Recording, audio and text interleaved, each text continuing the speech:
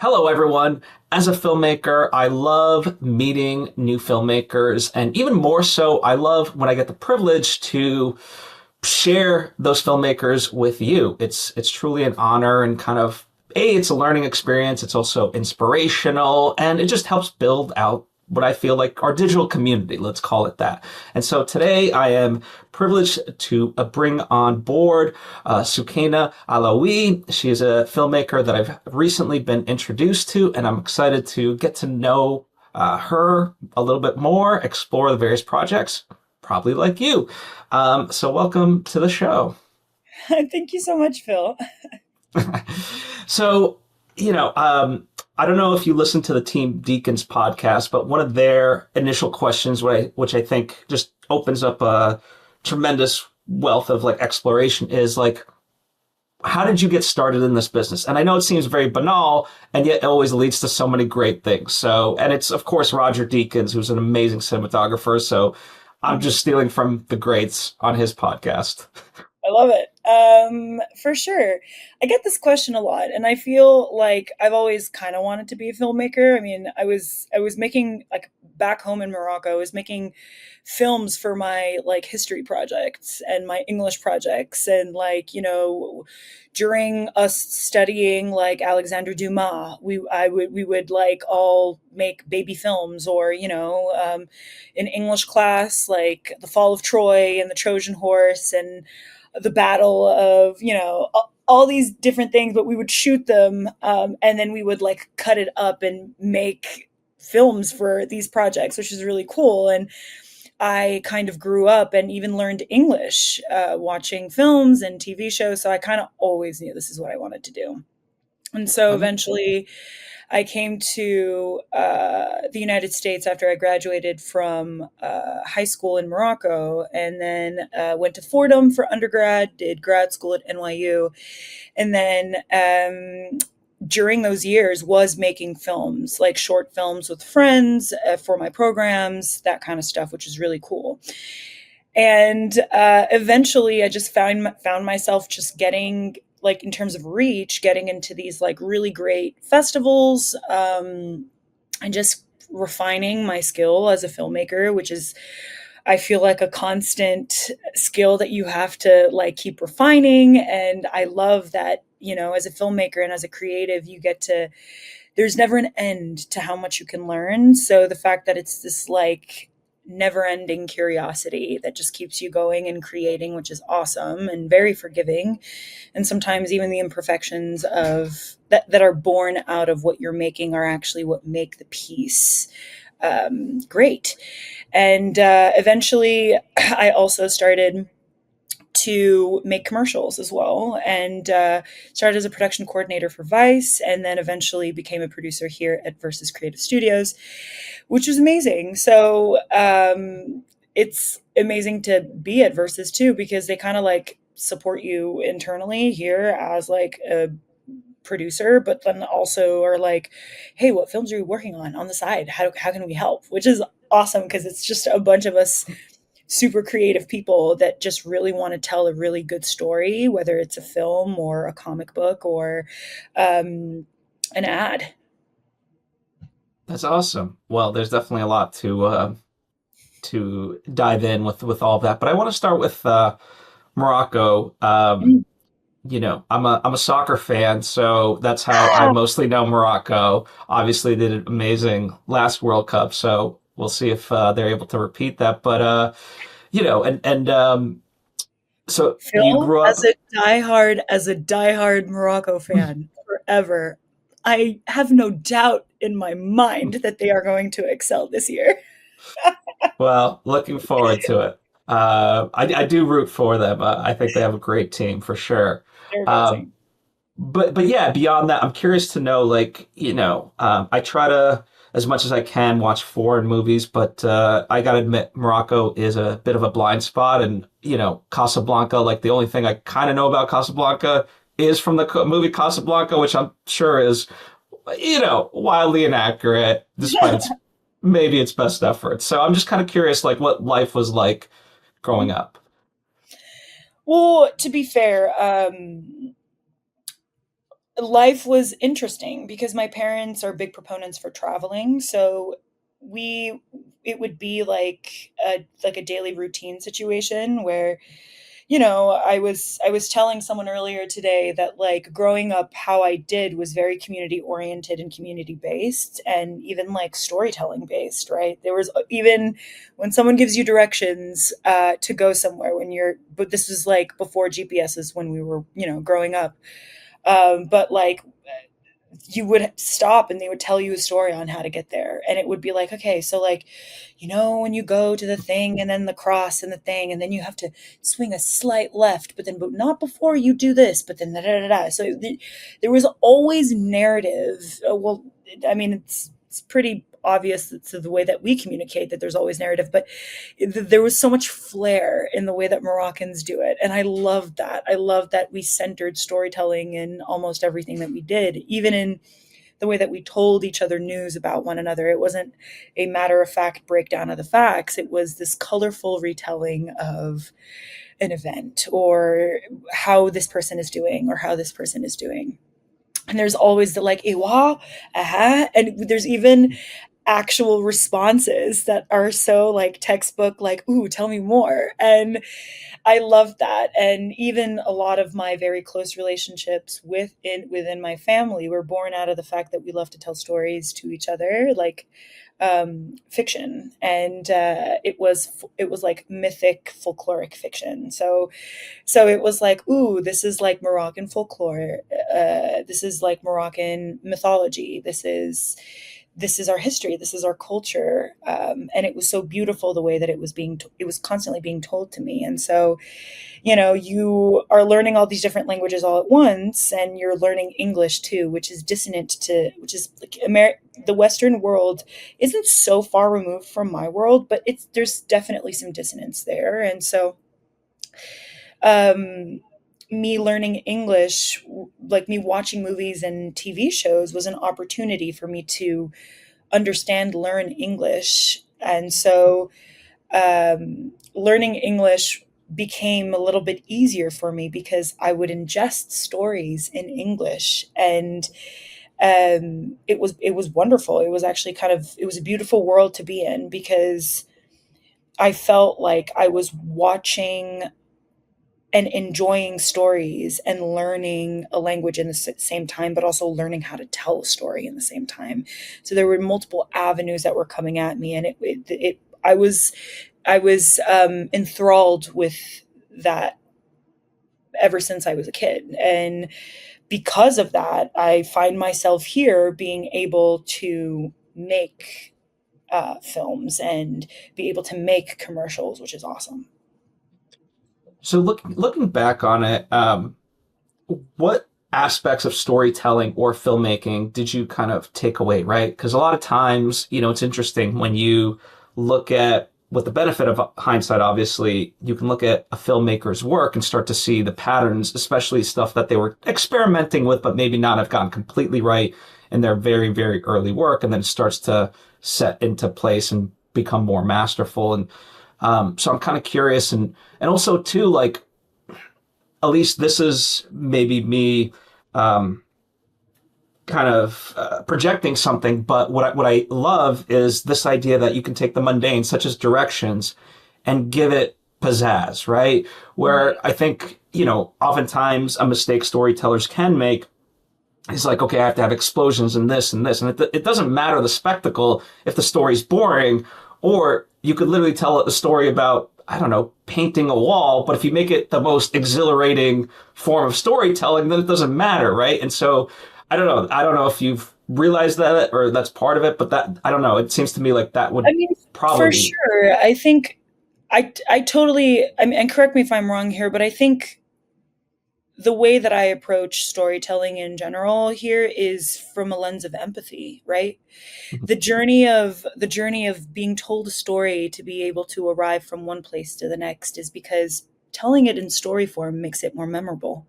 So it's playing with the idea of memory. At least that's how I saw it.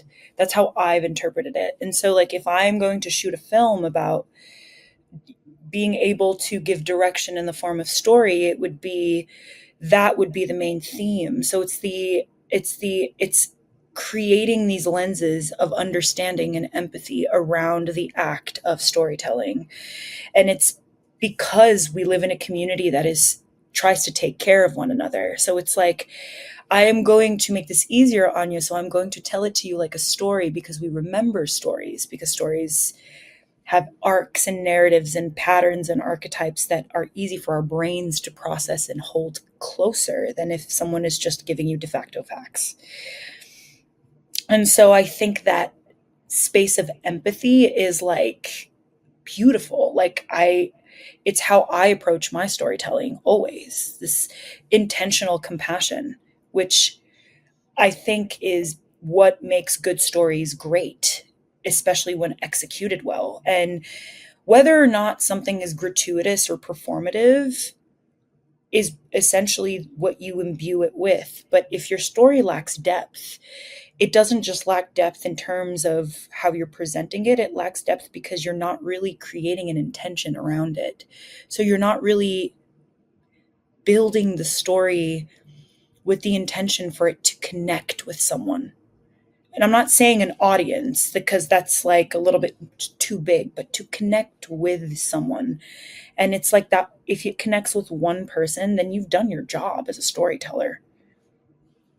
Yeah, absolutely. And forgive there's a lot I definitely want to cover, but I want to go on a quick tangent about like when you talk about that connection. Mm. Um, when it comes to film festivals, I feel like that's a wonderful way to actually connect with an audience that would like, your work and stuff like that. Like for me, I remember when I came out with my first movie, it was during the pandemic, and I would get an email of like, hey, it got voted on this, or, people saw it, and it was like, great. There's such a disconnect. And then when my second movie came out, it was just such a joy to actually see it with audiences. And so I'm curious from that vantage point, as, you're doing all kinds of festivals with your movies. Like, I don't know, do you view it in that same way? Or if not, what's the magic for you of just the festival circuit? For me, the magic of the festival circuit is just, again, it's seeing how people connect with the work, right?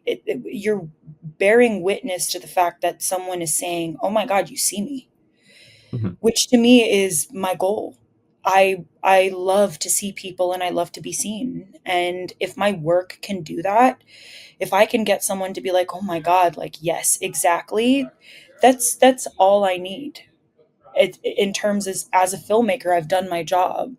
That is my goal as a filmmaker, is to connect with one person, not even a whole audience. So when you see a whole audience sync with your work and have a bunch of people come up to you and tell you just how amazing the work is and how they've resonated with this or that, whether it was your intention to create these arcs, it's they're seeing the lines that are there that you didn't even see, or interpreting or connecting to your work in ways you didn't even think someone could connect with.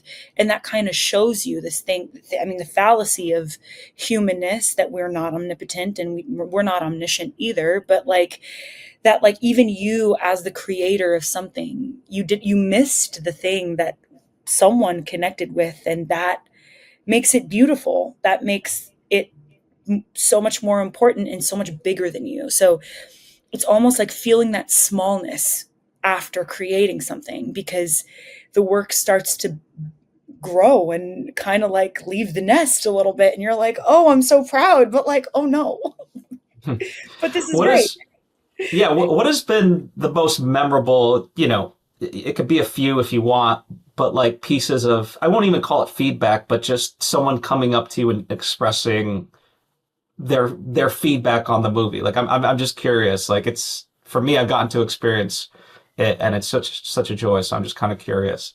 Well, for me, it's funny. I love it when people come to me and they just say, like, for instance, I was working on a documentary about unwed single mothers, and this was a piece of feedback when I did just like an internal screener for feedback specifically. And this one person came to me and said, is there any way that like is there any way that like this subject that you've interviewed, like how did you get her to be so vulnerable on camera? How did you get her to say the things that she said? Because these are all things that I, as a mother, when I was going through postpartum, have told myself but never had the courage to say out loud. And then I responded to that. I was like, well, did anyone ask? Like, it's Yeah, that easy. You just ask. And I think that was one of the most memorable moments to me, because it kind of like confirmed my a little bit of a I have a little bit of a jaded belief here, where I'm like, it confirmed it a little bit, where I'm like, this world is progressing, but we're continuing to lack in empathy and just lacking in checking in with people. And then the people who create these films and these important stories, those are the people that ask the impactful ones. Those are the people that ask the right questions. Hey, what does this experience look like for you? And what, like, are you okay? And from that simple question, from that simple check-in, you get first the very topical answer, right? You get the and then you start to dig deeper. Well, if I were in her position, what would I be thinking? And so you follow up. Well, what would you do if this happened? And or instead of giving the what if scenarios, you just ask, like, have you ever thought, like, you seem like very sad. Is this something that you want to talk about? What are you sad about?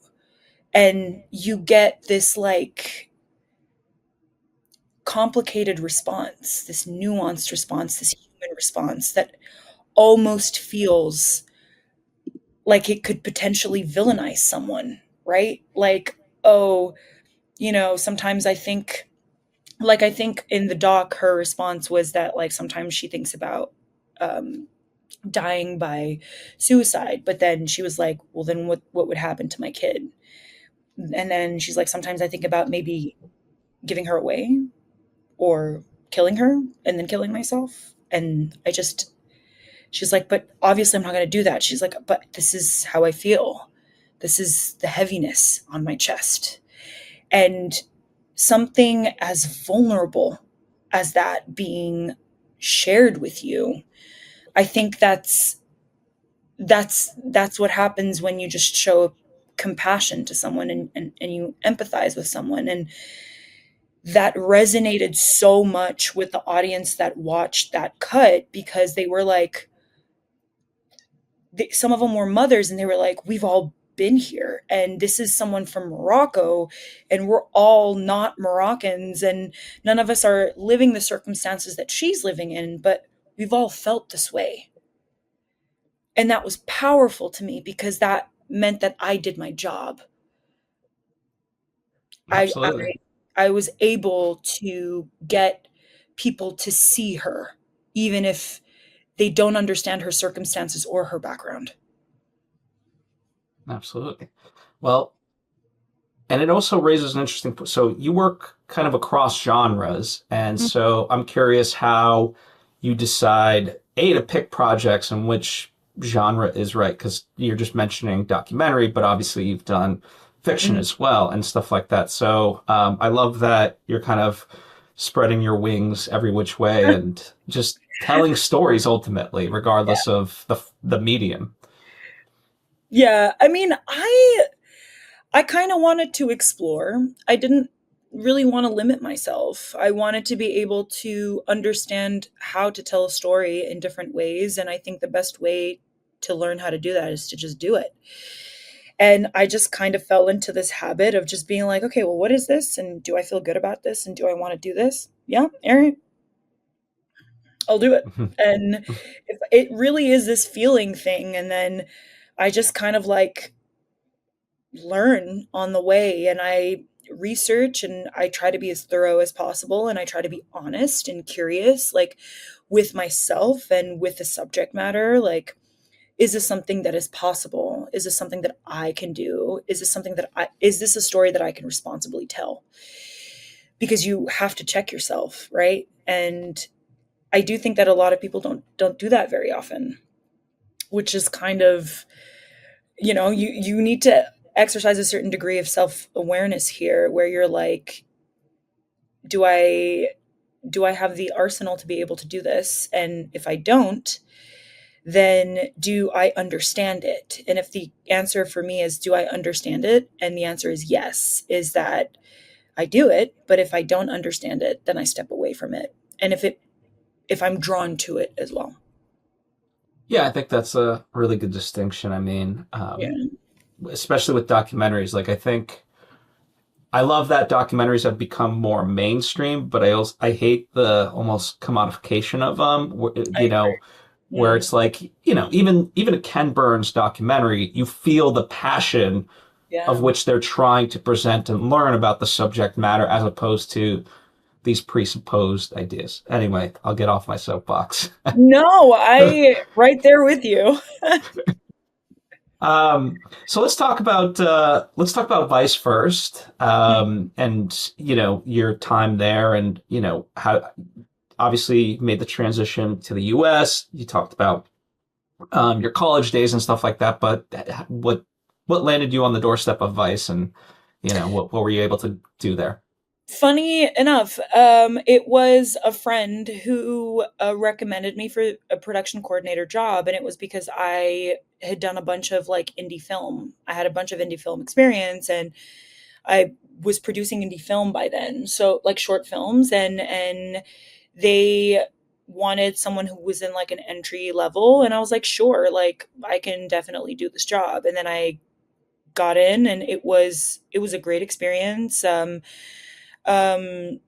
we were able to like I was able to be a part of like a lot of like big things as a production coordinator, which was like super cool. Like we got to work with I got to work with like I got to help out a bunch of producers who were on campaign like Coca-Cola campaigns or Chevrolet campaigns or like different big brands like this. And it was I I had the privilege to be able to do that, and I was very, very lucky. And then eventually, um, Versus was interested in offering me a producer position, and I took it. I was like, yeah, I think I'm ready for the next step because I already produce on my end. And so they then gave me an offer, and I've been there ever since because I feel like this environment like really, really encourages me to thrive, and they empower me to really just like step into my curiosity, and they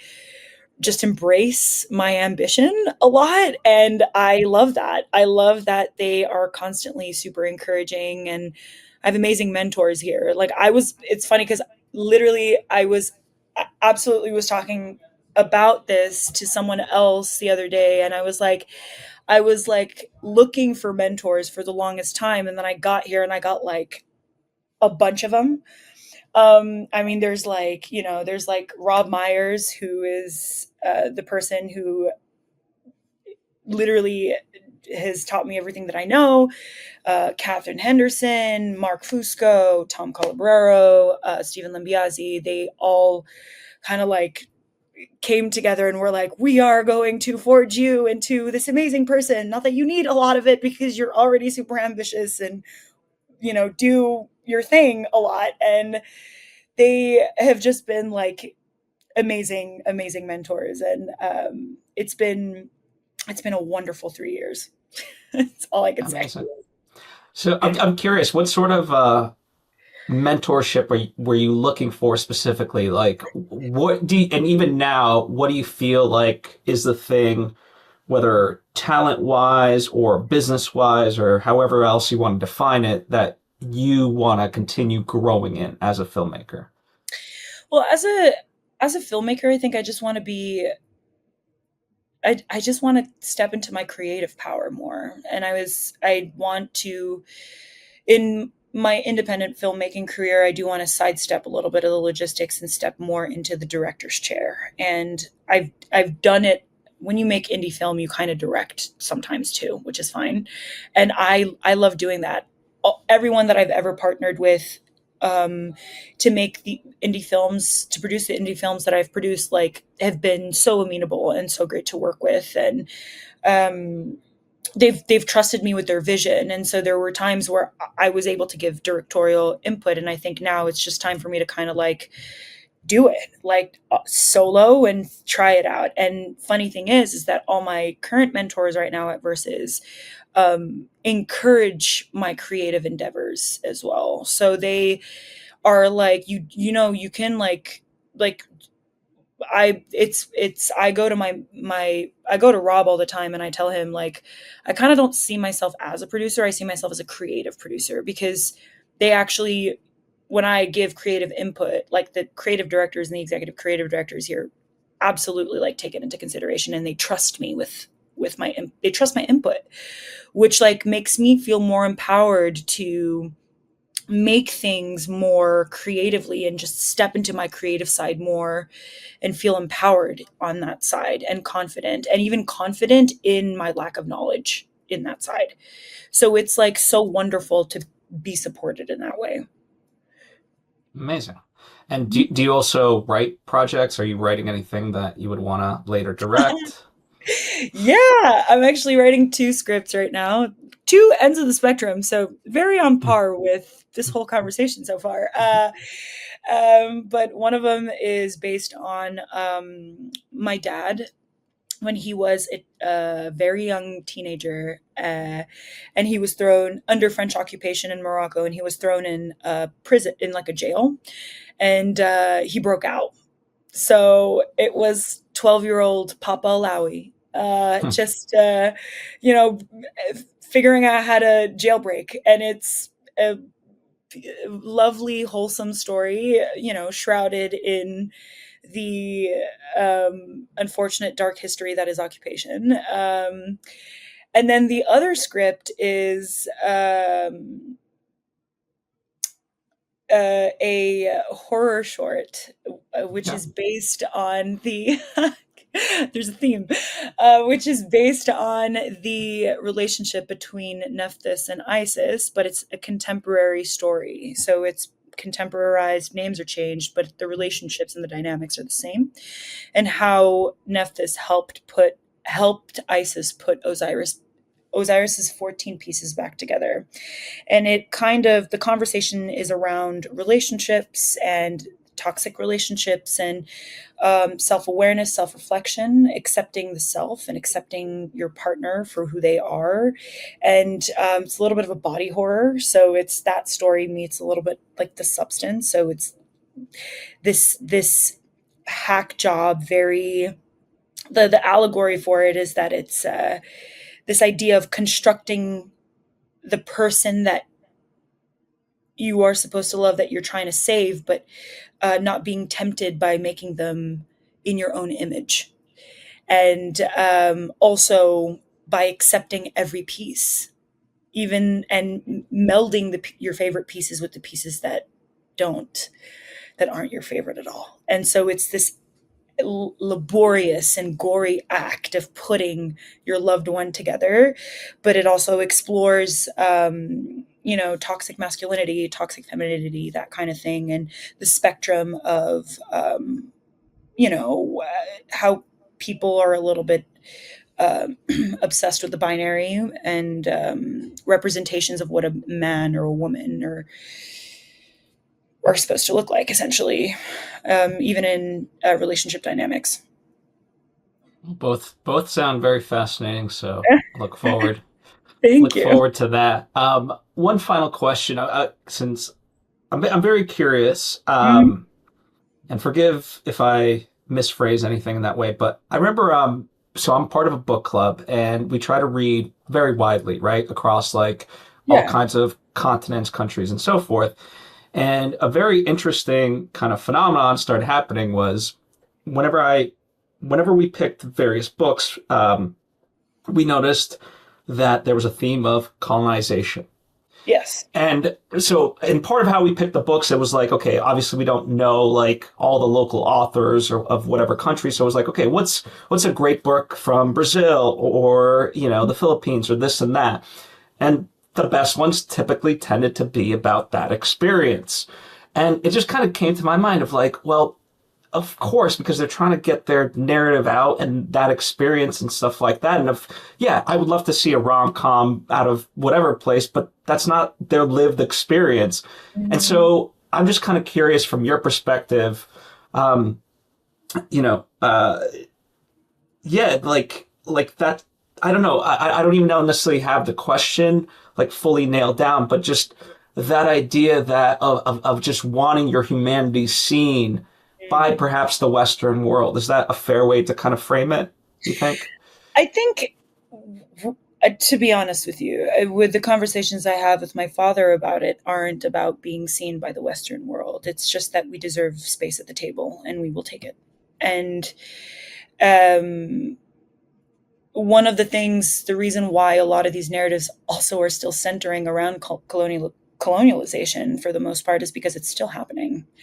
And it's alive and well, and it's very present, and it is a very ongoing issue. Um, there is the idea of like classism and language, and like for instance, a lot of like history books will tell you that the French set up a protectorate but under the guise of occupation. So like these different words and framings that essentially are dehumanizing to us. Narratives around Arabs and Muslims throughout history have either been erased or hypervillainized. And so it's like it's almost as if like erased, villainized, or fetishized. I mean, Ed Said said it best, right? Like he understood what that experience was, and the reason why it is very difficult for us to decenter colonialization from our lives is because we live it every day, and we're hyper aware of it every day. We are the other when we walk in any space, and so these stories seem to be more powerful, and these stories seem to be the greatest because they come from a place of passion and truth. This is our lived experience. There is nothing that colonialization didn't bleed into, that didn't try to erase or villainize or fetishize. Yeah.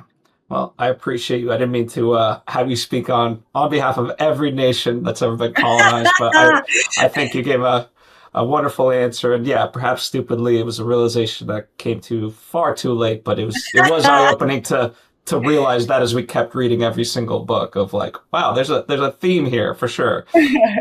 Um, as we wrap out our time, is there anything that you want to share about any of the projects, things you've learned, and of course, feel free to share any projects or where people can follow you as well. Of course, To Fade Away is one of my films currently on the festival circuit. You should check it out. It's directed by Camille Hamada. I co-produced that with Kinder Labat, and it's co-written by Chad Hamilton along with Camille. And then Berserk as well by Chandler Clark, written and directed, and it's also doing the festival circuit, and they're both doing very well. I also want to give a special shout out to Katie Colwell, whose film I also recently produced, Laps. She's an amazing filmmaker. Please check her out. Yeah, my work here at Versus is really cool. I get to, do a bunch of different commercial projects, out of homes, 2D animation. We did these Me Too shorts for Tarana Burke and the Me Too movement. And they're about assault within different Black communities, which was amazing, and just like how people handle assault and how to protect each other and our communities from all of that happening, and how to not normalize a lot of those things, which is a very real experience that is rampant not only in the Black community but in other communities as well, which I think was very, very important work. And that was work that we did with Versus as well. And,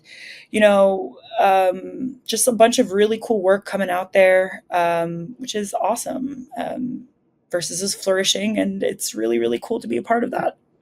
Amazing. And you recently revamped your website, is that correct? Yeah. Please. You can go check me out at www SaelHassani.com, revamped website. And also my Instagram is at SaelHassani. Amazing. And I'll link to both of those so people, but if you took down the notes, of course, but it will be linked to in the description. Well, thank you so much for your time. It's been a pleasure, and I look forward to more of your work. Thanks so much, Phil. Take care.